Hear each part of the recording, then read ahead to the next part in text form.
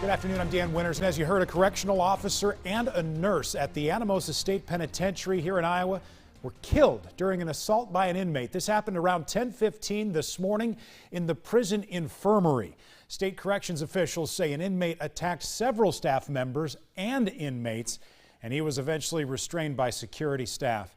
Employees attempted first aid on the two injured employees until paramedics arrived.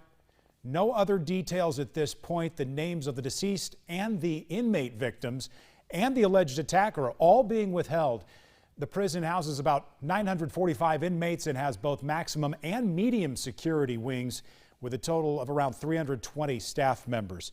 The union representing Iowa's prison workers is still sorting out what happened today. Joining us now is Danny Homan. He is the president of AFSCME Council 61. Danny, first, I know you want to extend some condolences. We want to give you the opportunity to do that now. We put out a statement today, Dan, and our hearts are broken. Two employees went to work this morning expecting to go home, and that didn't happen for them. And I personally want to wish the families of those officers and that nurse my sincerest condolences. This should never, never, never have happened, ever. Danny, for more than a decade now, you've been really vocal in insisting there's just not enough staff at Iowa's prisons, at Anamosa in particular, to handle the inmate populations there. And you've warned government leaders that something like this tragedy could happen, and yet today, publicly, at least not yet, you're not connecting those dots. Do you just feel it's too soon? Is it because we just don't have all the facts in this particular case yet? Yeah, look, I don't want to make a statement and then later have to eat that statement. I have put a call into the Director of Corrections this morning asking for information. It wasn't this morning, it was afternoon. I still have not heard from the department. Everything I am getting, we are getting piecemeal from second, third hand folks. Do I believe staffing is an issue in this tragedy? I absolutely do.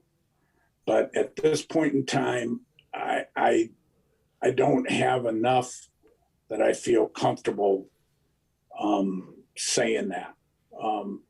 I think more will come as we learn more, but I want to make sure that when I do make the statement that I'm making a statement that's based on fact, not on second and third hand information.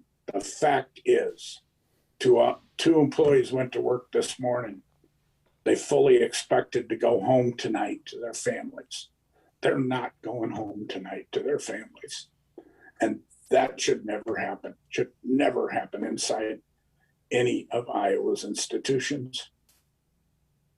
Yeah, our thoughts are obviously with those families and their surviving co-workers as well. Danny, you mentioned in your initial statement, you reiterated it here this afternoon, you want to make sure this never, ever happens again. Is that a reference to increasing the number of staff, how those staff are trained, how they operate, or too early to say? I think it's a combination of a number of things. I believe the way that we don't have enough staff, and I believe the way that we deal with staff who assault correctional officers needs to change. And I believe we need to have an emphasis on security inside our prisons. I don't think any of that's happening to the degree that I would like to see it happen, or I believe to the degree that our members and the folks that work inside those facilities would like it to happen. If you're just joining us, this is Danny Homan live via Zoom. He is the president of AFSCME Council 61, the union that represents Iowa's prison workers, on the day that we lost a corrections officer as well as a nurse at the Anamosa State Penitentiary. Danny, thank you for your time this afternoon. You're very welcome. You have a good day. God bless those folks. Our condolences are with your members as well. Governor Kim Reynolds also released a statement on the attack. She writes, "My prayers and deepest condolences are with their families, friends, and colleagues as they begin to cope with this senseless tragedy. We'll exhaust every available resource to deliver justice to those who committed this act and bring a sense of closure and peace to the victims' families. Of course, our staff at WHO 13 is following this story closely. We will bring you the latest information as it